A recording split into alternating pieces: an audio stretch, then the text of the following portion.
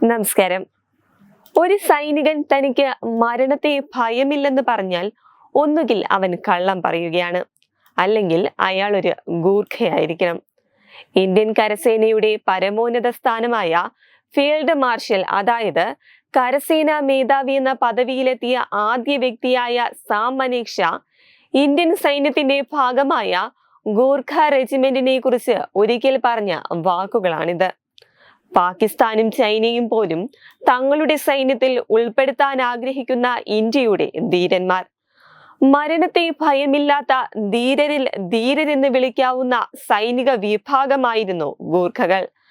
1814 ഇന്ത്യയിൽ അധികാരത്തിലിരുന്ന British east India company അയൽ രാജ്യമായ നേപ്പാളും പിടിച്ചെടുക്കാൻ ആഗ്രഹിച്ചു.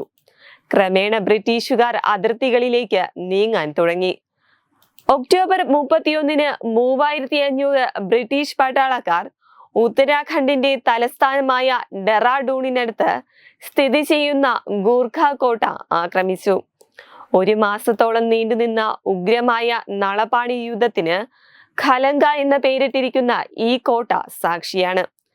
ബ്രിട്ടീഷുകാർക്ക് ഒരു വലിയ സൈന്യം ഉണ്ടായിരുന്നു. അതിൽ പീരങ്കികളും വെടിക്കോപ്പുകളും ഉണ്ടായിരുന്നു. അവരുടെ മുന്നിലുള്ളത് വില്ലും അമ്പും കുക്രികളും കൈകളിൽ കല്ലുകൊണ്ട് നിർമ്മിച്ച ആയുധങ്ങളുമുള്ള ഗൂർഖകളായിരുന്നു. നളപാണി പർവ്വതത്തിൽ ബ്രിട്ടീഷ് സൈന്യം നടത്തിയ 3 ആക്രമണങ്ങൾ 600 ഗൂർഖ സൈനികർ ചേർന്നാണ് പരാജയപ്പെടുത്തിയത്.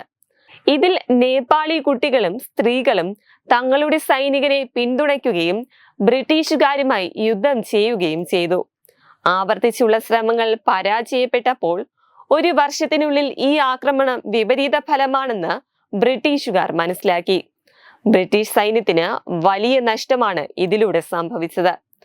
ബ്രിട്ടീഷ് ആർമിയിലെ മേജർ ജനറൽ റോബർട്ട് റോളോ ഗില്ലപ്സി ഉൾപ്പെടുന്ന 800 സൈനികർ ഈ യുദ്ധത്തിൽ കൊല്ലപ്പെടുകയുണ്ടായി. ഇതേ തുടർന്ന് ബ്രിട്ടീഷ് സൈന്യം ഖലങ്ക കോട്ടയിലേക്കുള്ള ജലവിതരണം പോലും നിർത്തിവെച്ചു. ഇതുമൂലം ഗൂർഖകളുടെ പ്രശ്നങ്ങൾ വർദ്ധിക്കാൻ തുടങ്ങി. നേപ്പാളി ആർമി കമാൻഡർ ബൽഭദ്ര കുൻവാർ തന്നെ നളപാണി വിട്ടു. അദ്ദേഹം സൈന്യത്തോടൊപ്പം പോയതിനു ശേഷം ഈസ്റ്റ് ഇന്ത്യ കമ്പനി നളപാണിയിൽ 2 സ്മാരകങ്ങൾ നിർമ്മിച്ചു.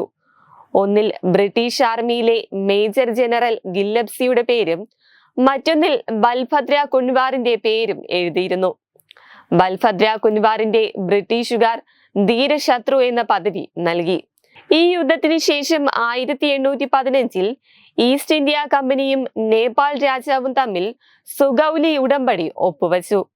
ഇതനുസരിച്ച് നേപ്പാളിന്റെ ചില ഭാഗങ്ങൾ ബ്രിട്ടീഷ് ഇന്ത്യയിൽ ഉൾപ്പെടുത്തി. കാഠ്മണ്ഡുവിൽ ഒരു ബ്രിട്ടീഷ് പ്രതിനിധിയെ നിയമിക്കുകയും ചെയ്തു. ഗൂർഖമാരുടെ ധീരതയിൽ ആകൃഷ്ടരായ ബ്രിട്ടീഷുകാർ ആ വർഷം നാസിരി റെജിമെന്റ് ആരംഭിച്ചു. ഇതാണ് പിന്നീട് ഗൂർഖ റെജിമെന്റായി പരിണമിച്ചത്. ഇന്ന് ഗൂർഖ സൈനികർ ധരിക്കുന്ന തൊപ്പി ആദ്യം ധരിച്ചത് ബൽഭദ്ര കുൻവാർ ആണെന്ന് പറയപ്പെടുന്നു. ഇന്നും ഗൂർഖ പട്ടാളക്കാർ ഈ തൊപ്പിയും ഖുക്രിയും തങ്ങളുടെ പക്കൽ സൂക്ഷിക്കുന്നു. നേപ്പാളിലെ ഏതൊരു പൗരനും നാഷണൽ ഡിഫൻസ് അക്കാദമി അല്ലെങ്കിൽ ജോയിന്റ് ഡിഫൻസ് സർവീസസ് ഓഫ് ഇന്ത്യയുടെ പരീക്ഷയിൽ പങ്കെടുക്കാം.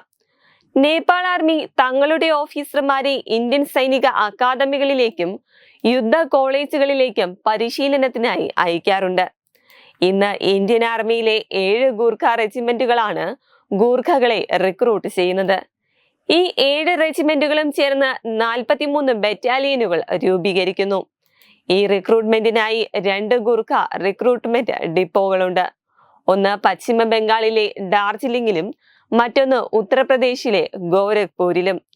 ഇന്ത്യയിൽ നിന്ന് ഈ റെജിമെന്റുകളിൽ റിക്രൂട്ട് ചെയ്യപ്പെട്ട ഗൂർഖകൾ ഉത്തരാഖണ്ഡ്, ഹിമാചൽ പ്രദേശ്, ഡാർജിലിംഗ്, അസം, മേഘാലയ എന്നിവിടങ്ങളിൽ നിന്നുള്ളവരാണ്. വെബ് ഡെസ്ക് തത്വമൈ ന്യൂസ്.